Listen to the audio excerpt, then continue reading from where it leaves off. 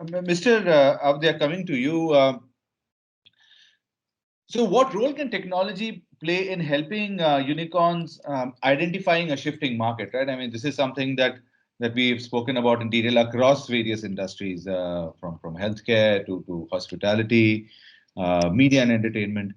So, how can technology help in sort of you know rapidly shift the company as the demand shifts in terms of consumers? Sure. That's a deep question, Rudra. And see, if I were to reflect on responses from each of the tech leaders on the call, it kind of really embodies how each one of them build the resiliency required in their businesses on the back of technology to really actually bounce back more stronger. So the way we at Microsoft look at the opportunity ahead of us is in four buckets. So and those what we really call is how can technology enable digital transformation in each businesses and with the intent of truly unlocking tangible value. So the four things are the following. I think first and foremost is how do you in the shifting market, how do you make your operations more optimized, more fine-tuned in a way that you can the ROI for every investment made either on dollar or on operations can yield more returns because the demand on business profitability, the demands on business resiliency are much higher. So first is there, and some examples to give you on that would be automation, like Ramki spoke about automation.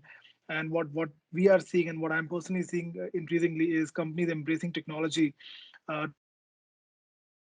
automate a whole range of things, like even what Saurabh mentioned.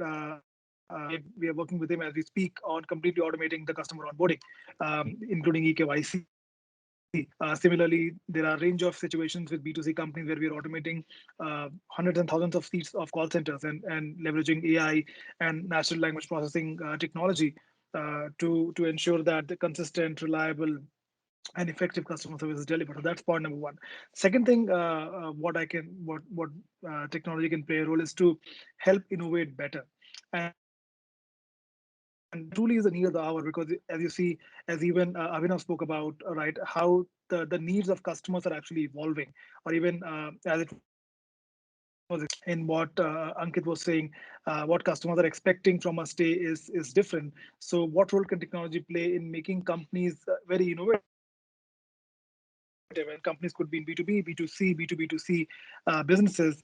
Again, few examples could be the work which we have seen where remote work development is being made more, the collaboration experience is being made more secure, more real time, and then therefore purely if I talk from a tech standpoint,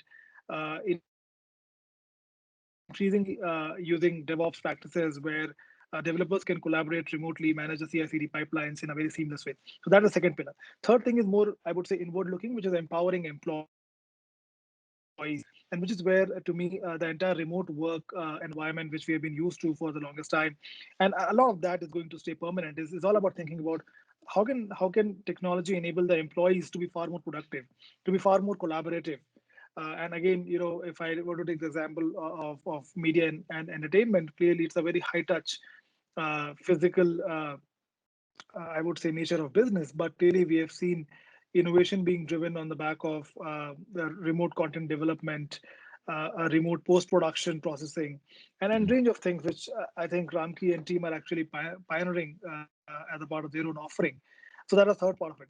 And the fourth thing is, I would say, transform products, which is which is close to innovation as well, but transforming products, and which is where which is about how do you get and that's an element of actually customer being closer to customers as well. So how can technology enable companies to listen to customer feedback more real time?